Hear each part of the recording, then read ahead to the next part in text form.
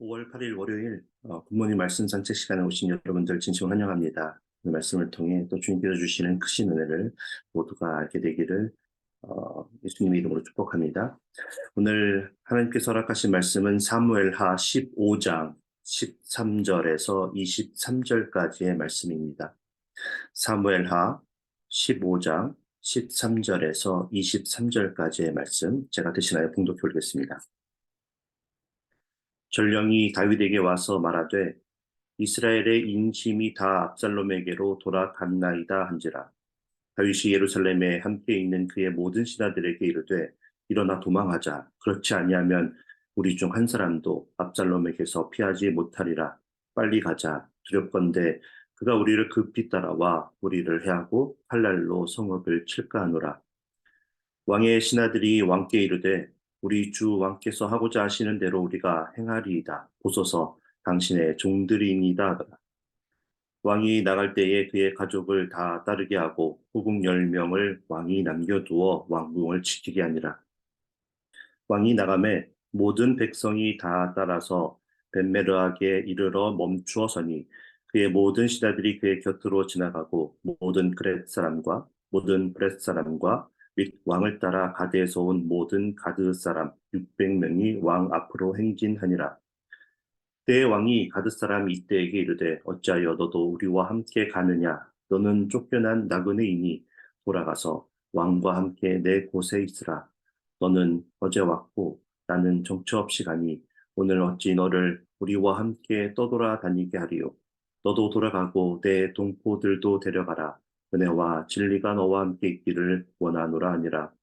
이때가 왕께 대답하여 이르되 여호와의 살아계심과 내 주 왕의 살아계심으로 맹세하옵나니 진실로 내 주 왕께서 어느 곳에 계시든지 사나 죽으나 종도 그곳에 있겠나이다 하니 다윗이 이때에게 이르되 앞서 건너가라 하매 가드 사람 이때와 그의 수행자들과 그와 함께 한 아이들이 다 건너가고 온 땅 사람이 큰 소리로 울며 모든 백성이 앞서 건너가매 왕도 기드론 시내를 건너가니 건너간 모든 백성이 광야 길로 향하니라.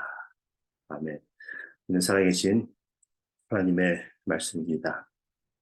오늘은 한국의 어버이날인 5월 8일입니다. 자녀들을 위해 고된 일들을 감당하시는 수고와 그렇게 육체의 피곤함 속에서도 멈추지 않고 자녀들을 위해 눈물로 기도하시는 부모님들의 그 믿음에 오늘 자녀된 우리들이 머리를 숙여 깊은 감사를 드리는 날이 되었으면 좋겠습니다.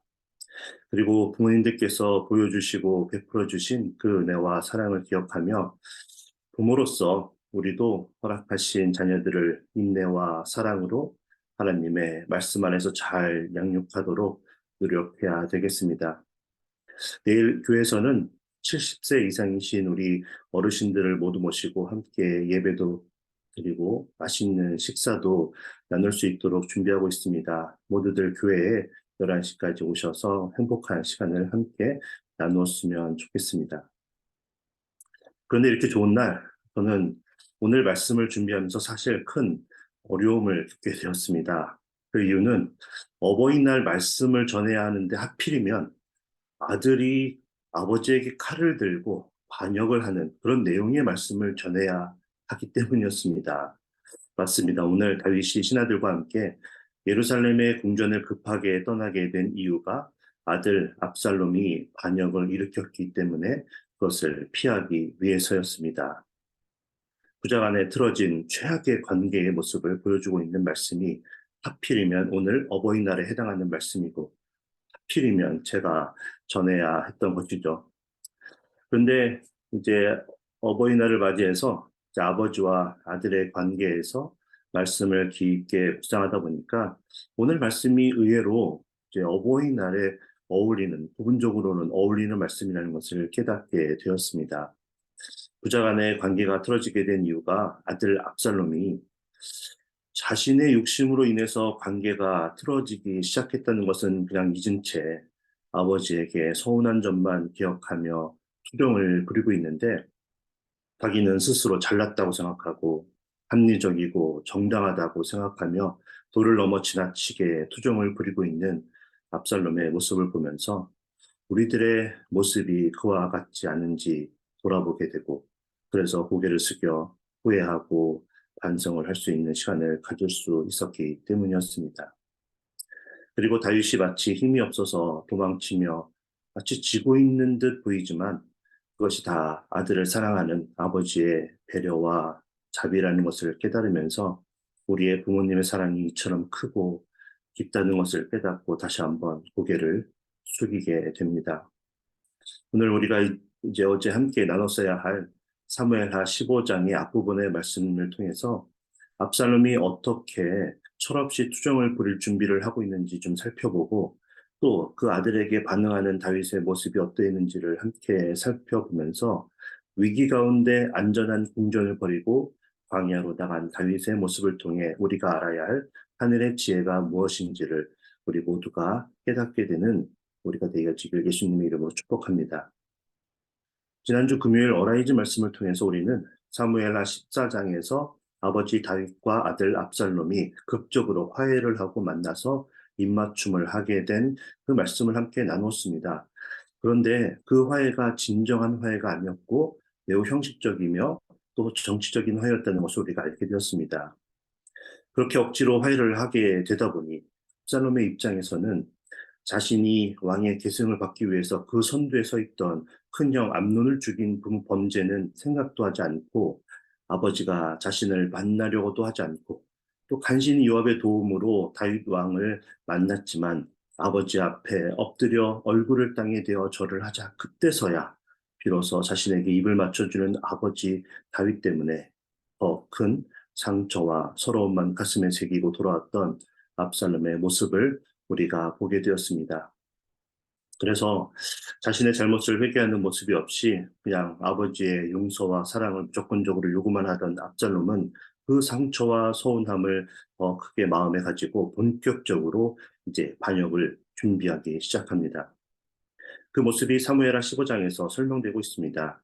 그런 그가 가장 먼저 한 것이 바로 자기를 위하여 병거와 말들을 준비하고 호위병을 50명이나 세우고는 성문 길 옆에 서서 아버지 다윗 왕에게 재판을 청하러 오는 사람들을 불러서 붙잡고는 백성들의 송사를 제대로 들을 정의롭고 공의로운 재판관이 이젠 저 성에는 없다고 말하면서 자신이 이제 정의롭게 재판을 할 것이라고 자신이 재판관 곧 왕이 될 것이라고 은연중에 백성들에게 이제 말하기 시작합니다. 백성들이 이게 무슨 말인가 생각하면서 일단 왕자가 이제 그렇게 말을 하니까 절을 이제 하려고 합니다. 그런데 여러분, 금요일에 들어서 아시겠지만 압살롬은 매우 특출난 외모를 가지고 있었습니다. 얼마나 특출났으면 성경은 그의 외모를 사무엘하 14장 25절에서 발바닥에서 정수리까지 전혀 흠이 없는 온 이스라엘에서 가장 아름다운 사람이라고 소개해주고 있습니다.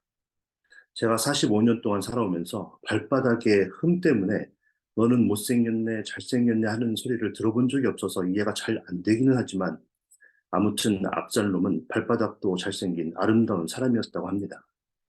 그런데 15장 5절을 보니까 어찌되었든 왕자님에게 이제 예의를 갖춰서 엎드려서 이제 백성이 절을 하려고 하는데 그렇게 잘생긴 왕자님이 엎드리려고 하는 그 사람들을 손으로 막으면서 절을 못하게 하고 도리어 그들에게 입을 맞춰주고 있습니다.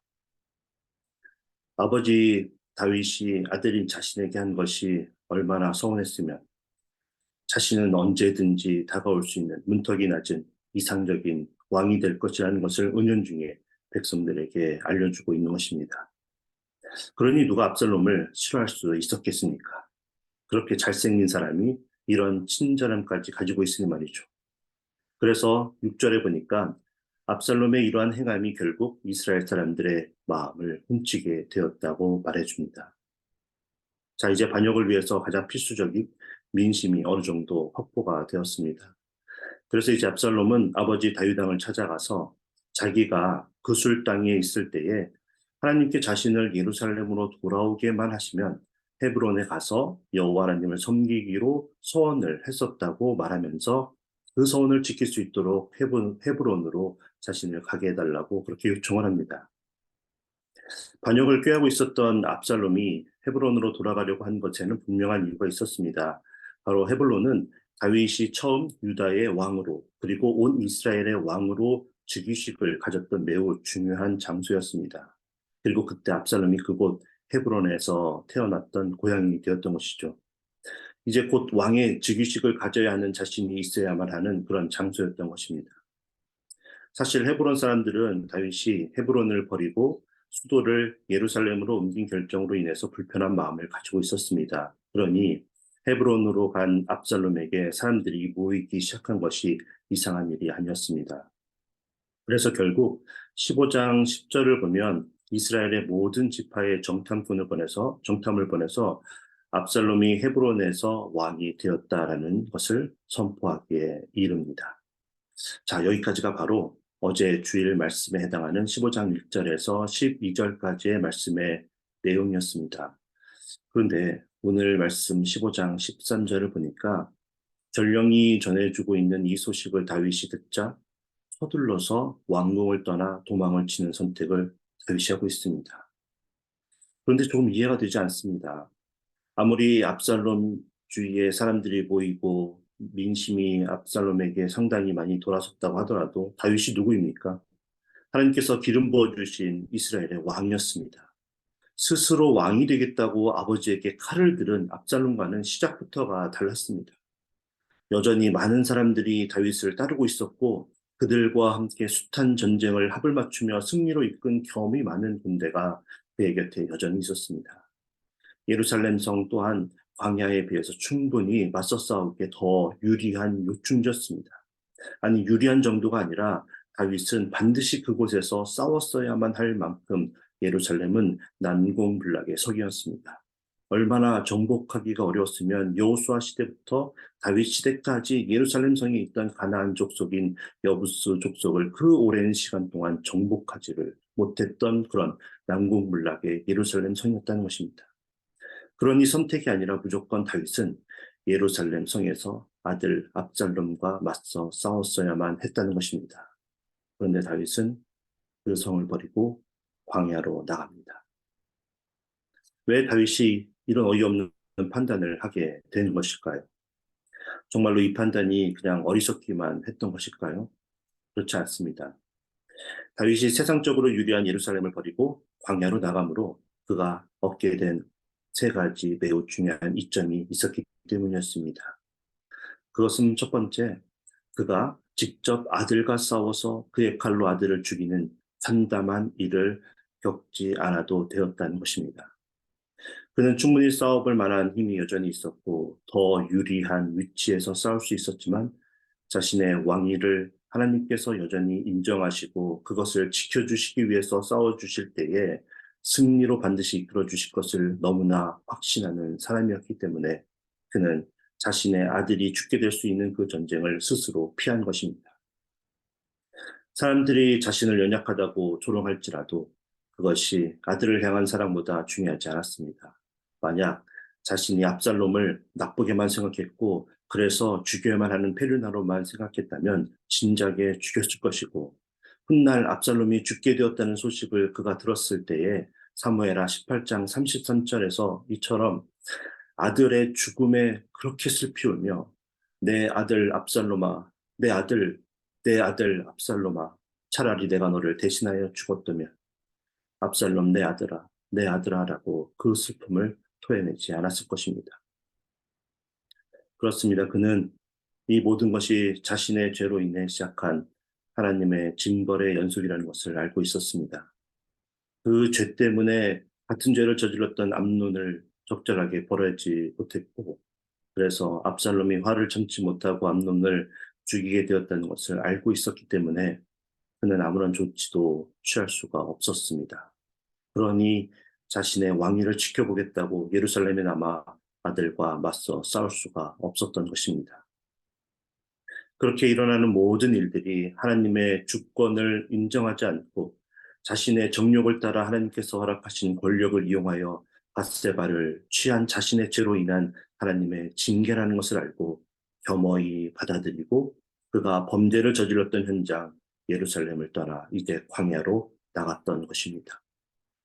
과거 사울을 충분히 죽일 수도 있었던 상황이었지만 하나님의 주권을 온전하게 인정하며 하나님의 섭리를 따라 모든 것을 맡겨드리고 도망자의 삶을 선택했던 다윗은 이제 하나님과의 소원해졌던 그 관계를 다시 회복하기 위해 모든 것을 하나님께 맡겨드리고 또다시 도망자의 삶을 위해 광야로 자신의 발걸음을 향했던 것입니다.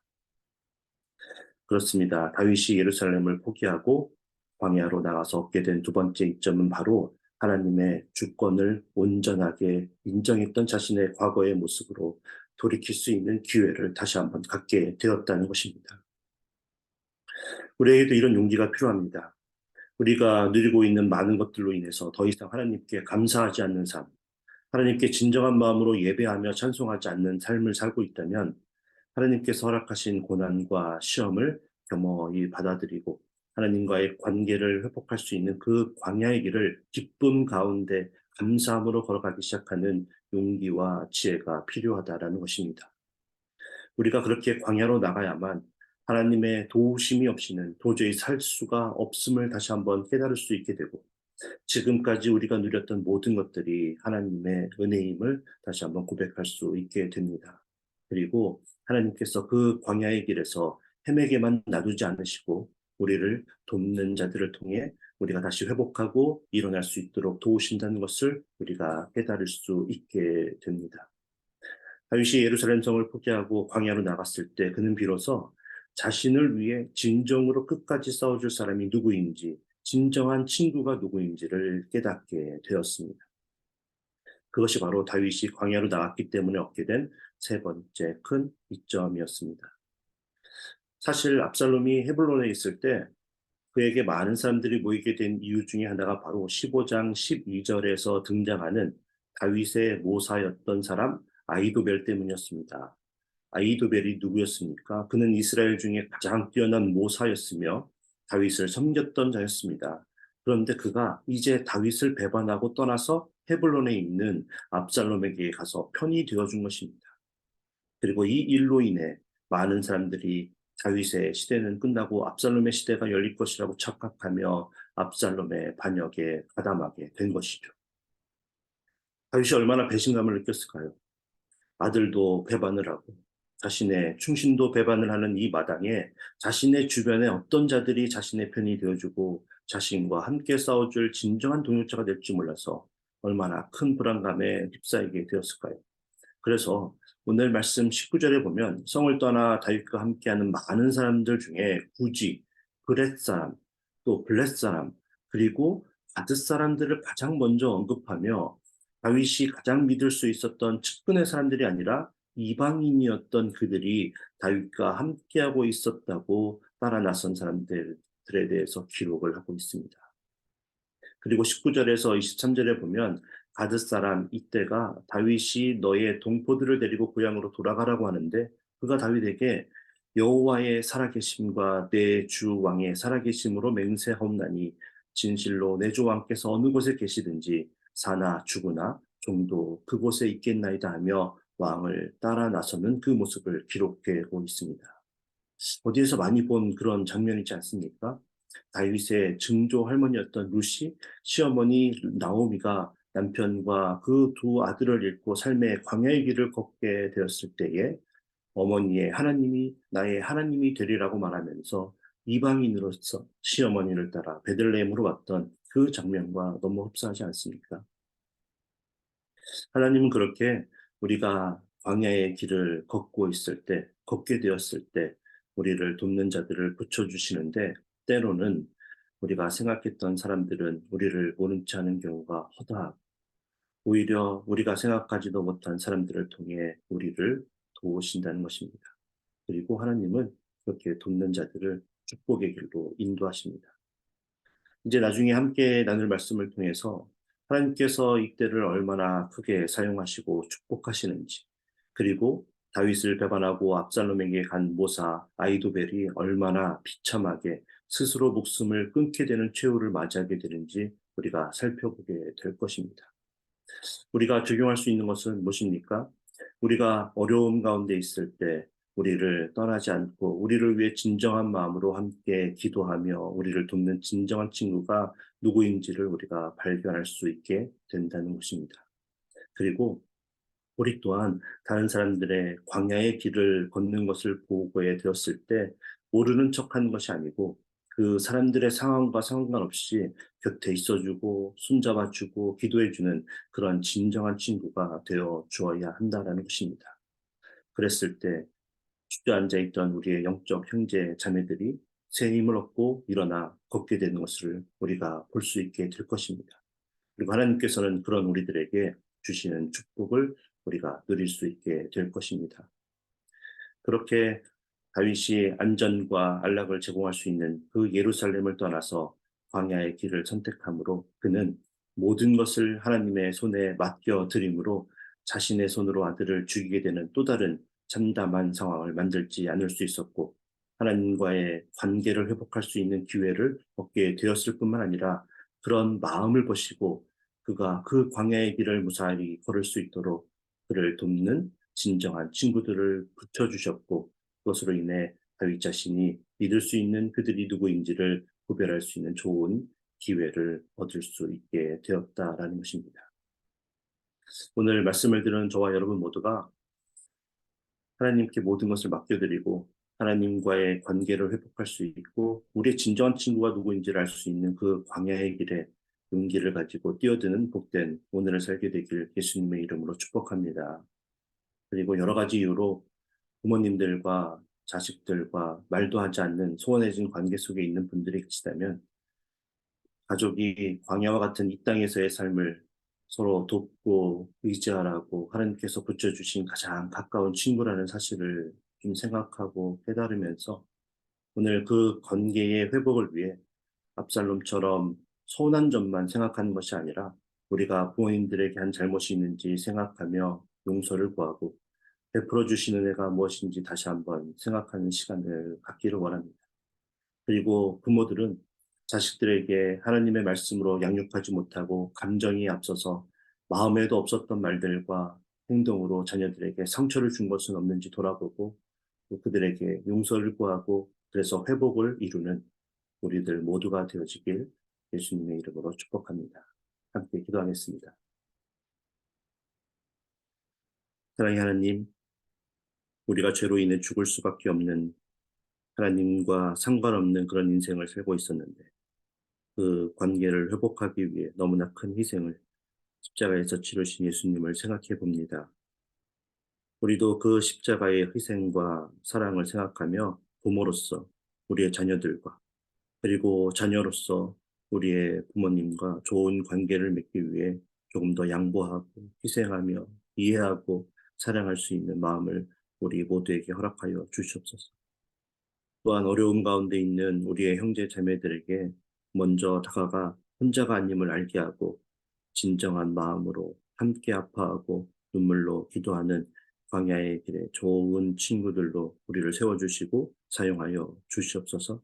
우리의 진정한 친구이시며 중보자이신 예수 그리스도의 이름으로 감사하며 기도하옵나이다. 아멘. 우리 함께 말씀을 생각하며 합심하여 기도하도록 하겠습니다. 우리가 하나님과의 관계가 소원해진 것이 있다면 우리가 우리의 부모들과 우리들의 자녀들과 소원해진 관계에 있다면 오늘 말씀을 다시 한번 생각하며 우리가 해야 할 일들이 무엇인지를 좀 깨닫고 그것을 용기를 갖고 시작하는 오늘이 될 수 있도록 기도하기를 원합니다. 오늘 교회를 위해 함께 기도할 제목들이 많이 있습니다. 이번 지난주에 8분이 함께 입교식으로 우리 새 가족이 되었습니다. 그들이 잘 우리 교회에서 적응하며 함께 신앙생활할 수 있도록 그들을 위해 기도해 주시기 바랍니다. 이번 주에 무교 예양이 종강식을 갖게 됩니다. 그리고 5월 27일에 2023년 상반기 새가족 환영회가 있습니다. 그리고 중보기도학교가 이번 주 토요일부터 4주간 오후 2시에 있고 또 목자 목녀반이 이번 토요 무릎 기도회 이후에 본당에 서 있습니다. 준비하는 모든 우리 사람들이 지혜를 주셔서 잘 준비하고 은혜 가운데 잘 마칠 수 있도록 하나님께서 함께 해달라고 기도하여 주시기 바랍니다. 앞서 말씀드렸지만 내일 오전 11시에 친교실에서 만 70세 이상이신 모든 어르신들을 모셔놓고 함께 예배하고 또 맛있는 음식을 나눕니다. 모든 분들이 함께 참여할 수 있도록 또 준비하는 그 손길 위에 주님께서 축복하시기를 함께 기도하여 주십시오. 2023년 드림퀴즈 여름 사역이 VBS는 6월 5일부터 서머 캠프는 7월 10일부터 있습니다. 준비하고 있는 모든 사역자분들과 또 정재 집사님을 위해서 함께 기도해 주시기 바랍니다. 음악부에서 찬양대를 섬길 믿음의 지휘자를 찾고 있습니다. 이를 위해 꼭 기도해 주시길 바랍니다. 이번 5월 인도 태국의 이승현 선교사님을 위해서 기도해 주시고 또 수술을 앞두고 있거나 수술 후에 회복 중에 있고 또 치유가 필요한 우리 환우분들을 위해서 함께 우리 기도하며 오늘 세상으로 나아가도록 하겠습니다. 기도합니다.